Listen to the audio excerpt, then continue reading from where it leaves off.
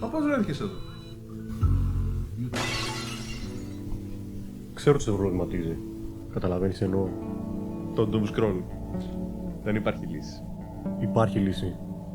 Απλά απαιτεί θυσίες. Τι εννοείς? Δεν μπορώ να σου πω κάτι στο παραπάνω. Πρέπει να το μάθεις μόνος σου. Αυτή είναι η μοναδική σου ευκαιρία. Να έχουν δύο επιλογές. Επιλέγεις το doom scroll και δεν αλλάζει τίποτα, ή επιλέγεις το conquest και αλλάζει η ζωή σου ριζικά.